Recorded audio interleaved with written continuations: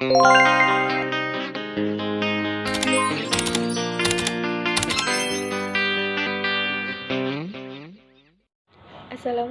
warahmatullahi wabarakatuh.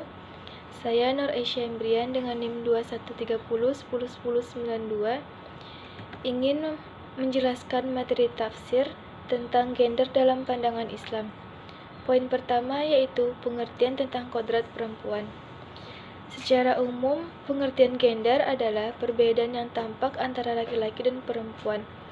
Apabila dilihat dari nilai dan tingkah laku, sejauh ini persoalan gender lebih didominasikan oleh perspektif perempuan. Sementara dari perspektif laki-laki belum banyak dibahas. Dominannya, perspektif perempuan sering mengakibatkan jalan buntu dalam mencari solusi yang diharapkan, karena akhirnya berujung pada persoalan yang bersumber dari kaum laki-laki. Kodrat perempuan dalam domestik esensial. Kodrat perempuan dalam dimensi empiris seperti yang diungkapkan oleh ahli kalam penafsiran Al-Quran mengaitkan pembahasan kodrat yang seperti qada dan qadar. Mereka memandang bahwa ayat-ayat Al-Quran dalam masalah ini saling bertentangan. Cara mereka mendiskusikan kata-kata tersebut mewakilkan sebagian ayat-ayat yang dianggap bertentangan bagi kemudian tidak bertentangan dengan ayat atau sejumlah ayat lainnya. Kemudian Mudhari mengungkapkan dua contoh kalimat yang dianggap berbeda dalam menganalisis qadar. Tergolong ke dalam contoh kalimat yang mana persoalan qadar itu dapat diilustrasikan seperti banyak dari para ahli kalam dan penafsir cenderung menjelaskan dengan cara mengisyaratkan keterpaksaan manusia atas perilakunya karena adanya takdir ilahi. Kemudian salah satu yang menarik adalah perspektif kodrat perempuan yang memelihara peran penting. Seperti peran tradisional perempuan semakin dirasional dan bahkan dikritik agar ditinggalkan dan diganti dengan peran-peran yang lebih berkeadilan dan kesetaraan gender. Dimensi kodrat perempuan sebagai nilai pun berkembang mulai dari resistensi terhadap pengaruh baru sampai sikap moderat dan sikap terbuka yang akan tuntutan zaman. Tafsir sumber wacana yang berasal dari agama seperti tafsir Al-Quran berkenaan dengan kodrat perempuan mengikuti perkembangan ini. Karenanya, di tengah hegemoni tafsir yang memupuk peran penting tradisional perempuan, kodrat perempuan menjadi tempat negosiasi dan pertentangan antara kalangan tradisional, liberal, dan reformis.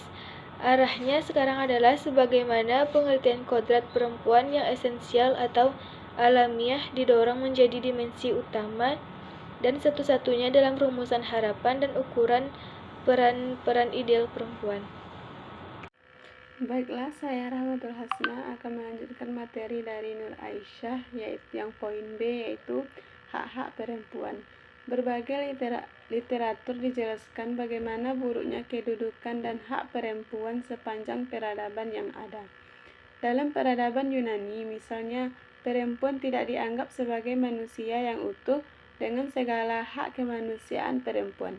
Bagi mereka tidak lain sebagai benda untuk mengurus rumah, bahkan dipersamakan dengan benda yang dapat diperjualbelikan atau dibuang begitu saja. Mereka tidak memiliki hak-hak sipil, apalagi hak waris. Mereka juga tidak punya hak untuk bicara.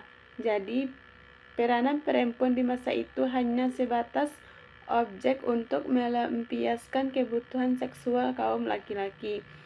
Lebih dari itu, dalam pandangan mereka, dewa-dewa melakukan hubungan gelap dengan rakyat-rakyat bawahan dan dari hubungan gelap itu lahirlah Dewi Cinta yang mereka puja.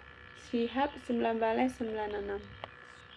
Adapun persamaan antara hak laki-laki dan perempuan, yang pertama, persamaan hak antara laki-laki dan perempuan dalam Al-Quran. Secara umum, tidak ada perbedaan hak antara laki-laki dan perempuan. Hal ini dijelaskan dalam surat An-Nisa ayat 32 yang artinya, bagi laki-laki ada hak atau bagian dari apa yang diusahakan, dan bagi perempuan ada hak atau bagian dari apa yang diusahakan. Dalam ajaran Islam, laki-laki dan perempuan adalah kewajiban menyampaikan kebenaran dan melarang dari kemungkaran. Hal inilah yang disebut dengan juru dakwah. Lebih-lebih lagi dalam rumah tangga dan masyarakat sekitarnya, sebagaimana kita ketahui bahwa istri Aisyah atau istri Rasulullah sendiri banyak meriwayatkan hadis, berarti beliau juga sebagai juru dakwah atau mubalighah, sebagaimana diungkapkan Nabi Muhammad SAW, artinya, ambillah setengah ilmu pengetahuan agama dari Al-Hurairah atau Aisyah. Yang kedua, hak perempuan dalam pendidikan. Perempuan dalam statusnya sebagai anak berhak mendapatkan nafkah pendidikan dan pengasuhan sampai mereka menikah. Kewajiban ini tidak hanya diperintahkan pada laki-laki saja, dan juga kepada kaum perempuan. Hal ini dapat dipahami dari hadis Nabi yang menyebutkan menuntut ilmu adalah kewajiban bagi setiap umat muslim dan muslimah. Hadis riwayat Al-Tabrani melalui Ibnu Mas'ud. Yang ketiga, hak perempuan mendapatkan mahar dan nafkah. Dalam perkawinan, perempuan ditempatkan pada kedudukan yang terhormat. Dia diperlakukan sebagai manusia yang mempunyai hak-hak yang sempurna. Dia harus dilamar secara layak oleh wali atau keluarganya. Tanpa persetujuan dari anak gadis tersebut, ayah dilarang mengawinkannya dengan paksa. Dia dan laki-laki peminatnya dapat saling melihat sehingga masing-masing dapat saling mengenal, dimintai pendapat atau persetujuan, dan persetujuan atas wali atau keluarga. Serta pria pelamar dilaksanakan akad dengan memberikan mahar kepada wanita oleh pihak laki-laki. Berikanlah mas kawin atau mahar kepada wanita yang kamu nikahi sebagai pemberian dengan kerelaan. Quran Surat 4 ayat 4. Bayarlah kepada mereka maharnya dengan sempurna sebagai suatu kewajiban. Yang keempat, hak perempuan untuk minta cerai. Perceraian dalam istilah fikih disebut talak atau furqah. Adapun arti talak adalah melepas ikatan atau membatalkan perjanjian. Sedangkan furqah artinya bercerai atau lawan dari berkumpul. Kemudian, kedua kata itu dipakai oleh para ahli fikih sebagai istilah yang berarti perceraian antara suami dan istri. Suwaimiyati 86. Pasangan suami istri selalu mendambakan hidup yang harmonis, tentram, damai, ceria, dan bahagia. Hal ini sesuai dengan tujuan pernikahan yang diisyaratkan dalam Islam, yaitu hidup sakinah, mawaddah, warahmah.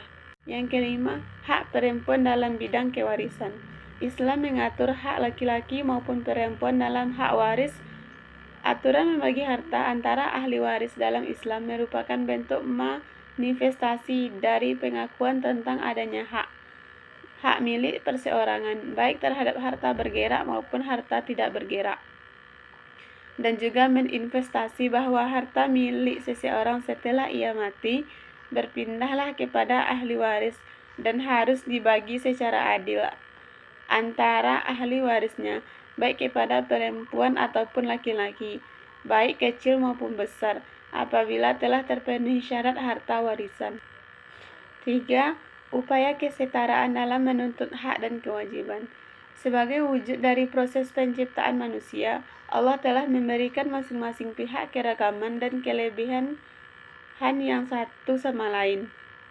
Keragaman dan kelebihan ini bukan merupakan kunci pembeda yang mesti dinilai sakral, melainkan wujud kesetaraan yang saling mengisi atau satu sama lain. Oleh karena itu, perbedaan peran laki-laki dan wanita hanya bersifat kodrati atau alamiah. Artinya, dampak perbedaan anatomi antara laki-laki dan wanita menjadi lokalisasi utama dalam menjalankan berbagai mobilitas fenomena sosial. Dan ini perlu upaya penafsiran kembali agar tidak mengandung bias terhadap posisi perempuan yang dipandang sebagai makhluk yang sempurna pula. Hubungan dan kewajiban. A. Wanita adalah sama dengan laki-laki dari segi kemanusiaannya, hak dan kewajiban. B. Islam menghilangkan kutukan yang diberikan oleh ahli-ahli agama sebelum Islam kepada wanita. Islam menetapkan bahwa hukuman yang dikenakan kepada Adam keluar dari surga bukanlah disebabkan oleh Hawa saja, melainkan kesalahan dari kedua mereka.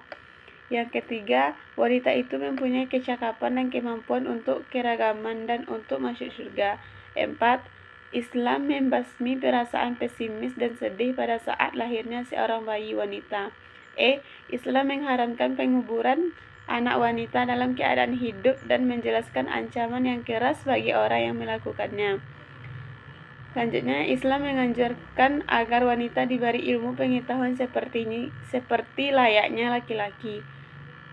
G. Islam juga membatasi poligami dengan menetapkan jumlah istri hanya boleh 4. Sedangkan sebelumnya, poligami itu tidak terbatas, baik di kalangan bangsa Arab maupun keluarga bangsa lainnya.